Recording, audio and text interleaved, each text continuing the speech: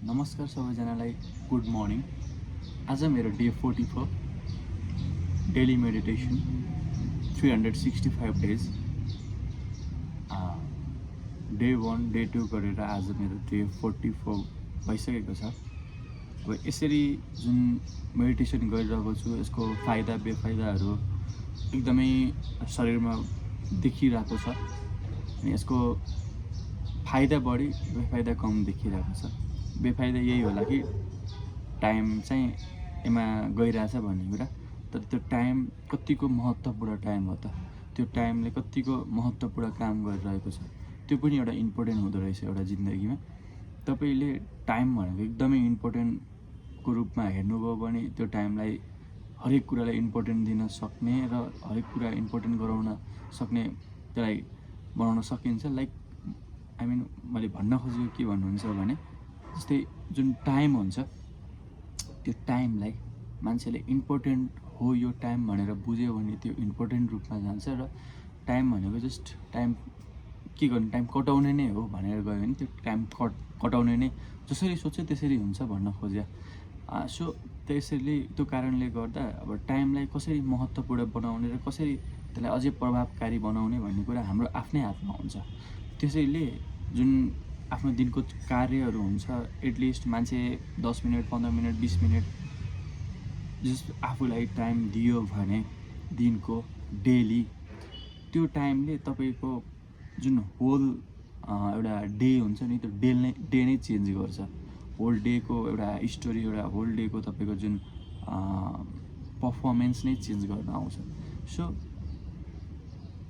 Meditation भनेको एकदमै महत्त्वपूर्ण चिज हो। मेडिटेसनले तपाईँको माइन्डमा भएको त्यो फग, माइन्डमा भएको जुन कन्फ्युजन, माइन्डमा भएको जुन त्रास, माइन्डमा भएको त्यो ओभर थिङ्किङलाई चाहिँ यसलाई जस्तै पेन किलर अथवा मेडिसिनको रूपमा काम गर्छ। एउटा नेचुरल मेडिसिन हो त्यो, नेचुरल मेडिसिन, नेचुरल हिलिङ हो यो। सो नेचुरल हिलिङले यसरी हेल्प गर्छ कि तपाईँहरूलाई जुन कि अरू अन्य कुराहरू केमिकल औषधिहरूले त्यो लेभलको जुन औषधिहरू हुन्छ त्योभन्दा यसले त्यति काम गर्छ। नेचुरल हिलिङ भन्नु खोजेको जस्तै हामी अब दुईवटा पक्ष हुन्छ नि त, डक्टर पनि यता यो हाम्रो आयुर्वेदिक साइड र यतातिर अर्को यो मेडिकल साइड हुन्छ। मेडिकल साइड भनेको तपाईँको तुरुन्तै सन्चो गराउने हो। जुन हामी डेली लाइफमा भएको कुनै कुराहरू, मिस्टेकले भएको कुराहरू, खानपिन नमिलेको कारणले गर्दा बिमारी भइन्छ, त्यो हामी तुरुन्तै सन्चो गराउन चाहिन्छ भने हामी मेडिकल युज गर्छौँ। र कुनै मान्छेलाई ढाड दुख्ने अनि तपाईँको कम्मर दुख्ने यस्तो यस्तो प्रब्लम आउँछ भने हामीले सकेसम्म आयुर्वेदिक थेरापीहरू युज गरेर हुन्छौँ। अनि मैले भन्न खोजेको के भन्नुहुन्छ भने जुन नेचुरल कुरा छ, नेचुरल कुराले तपाईँलाई तपाईँको शरीरमा कुनै पनि प्रभाव पार्दैन र नेचुरल कुराहरूलाई चाहिँ तपाईँहरूले यसलाई अझै मध्यनजर गरेर यसलाई गर्नुपर्छ जस्तो लाग्छ। नेचुरल कुरा भनेको लाइक मेडिटेसन भयो, योगा भयो, ब्रिदिङ भयो, एक्सर्साइज भयो, अनि तपाईँको ग्राउन्डिङ भयो, धेरै कुराहरू हुन्छ यसमा।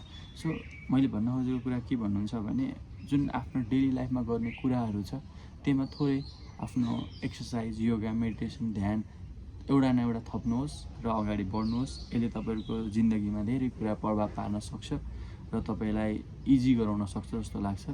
मलाई गरिरहेछ भने तपाईँहरूलाई किन नगर्ला, यो पनि प्रश्न छ मसँग, तपाईँहरूलाई पनि गर्छ भन्ने। सो अब आजको जुन हाम्रो ब्रिदिङ मेडिटेसन चाहिँ स्टार्ट गरौँ। म आज ब्रिदिङ गर्छु 100देखि 200 ब्रिदिङ गर्छु र 5 मिनट मेडिटेसन गर्छु। दिनभरि बिजी भएको कारणले गर्दा पनि मैले यो प्रपर रूपमा जुन अझै एक्स्ट्रा दिनुपर्ने त्यो दिन पाइरहेको छैन। बिस्तारै दिउँला। अब मेरो त्यो हार्ड केही पनि छैन त्यस्तो दिनलाई, म त हजुरहरूलाई डेली गर्नुहोस् भनिरहेको हुन्छु। अनि अर्को कुरा चाहिँ मेरो चाहिँ आफ्नो सेल्फ इम्प्रुभमेन्टको लागि पनि म युट्युबमा देखिरहेको हो। ठिक छ, एउटा युट्युबमा ठिक छ, अब अगाडि बढियो भने ठिक छ, नै भने एउटा मेरो लागि एउटा सेल्फ इम्प्रुभमेन्ट 1 इयर्सको एउटा डकुमेन्ट्री टाइपको फिल्म चाहिँ मैले अपलोड गरेर राखिरहेको हुन्छु। आज खिच्छु, अपलोड गरिदिन्छु, भोलि त्यसपछि यसको अर्को डिलिट गरिदिन्छु। जस मसँग एटलिस्ट युट्युबमा त रहन्छ स्टोरेज, त्यहाँबाट त कभर भइरहेछ एउटा कुरा। अब ठिक छ, मेरो कसैले देखेर एउटा आफूलाई पनि चेन्ज गर्नुभयो, एकजनाले आफूलाई चेन्ज गर्नुभयो भने पनि इट विल बी ग्रेट है। सो अब ढिला नगरी हाम्रो स्टार्ट गरौँ हाम्रो जुन आज डे टु डे वाला ब्रिदिङ एन्ड मेडिटेसन। अब ब्रिदिङ गर्दा जहिले तपाईँले एकदमै इम्पोर्टेन्ट भनेको ब्रिदिङ हो। ब्रिदिङको पावर एकदमै डिफ्रेन्ट लेभल छ। ब्रिदिङको पावर भनेको तपाईँको दिमागमा प्रपर रूपमा अक्सिजन पुर्याउने काम गर्छ। त्यसैले ब्रिदिङ चाहिँ एकदमै इम्पोर्टेन्ट छ हाम्रो दैनिक जीवनमा। अरू बेला पनि हामी यो युज गर्न सकिन्छ। यसलाई अनुलोम विलोम भनिन्छ यसलाई। अब मैले चाहिँ यो वाला गरिरहेको छु किनकि यसमा पावर पनि हुन्छ र एक्सर्साइज पनि हुन्छ। ह्यान्डको एक्सर्साइज हुन्छ, ब्याकबोन थोरै तन्किन्छ र यसमा एकदम जोड लगाउनु पर्दा जुन शरीरको नसा हुन्छ, ब्लडहरू हुन्छ, त्यो चाहिँ राम्रोसँग फ्लो हुन्छ। त्यो कारणले गर्दा म यो गरिरहेको छु। मलाई इजी पनि लाग्छ र मलाई प्रपर रूपमा बडीभित्र इनर्जी पनि फिल्ड हुन्छ। त्यो कारणले गर्दा म यो गरिरहेको छु। धेरै कुराहरू हुन्छ। अब यो टाइम सँगसँगै बताउँदै जाउँला। आजको आफ्नो जुन कार्य छ त्यो स्टार्ट गरौँ है त।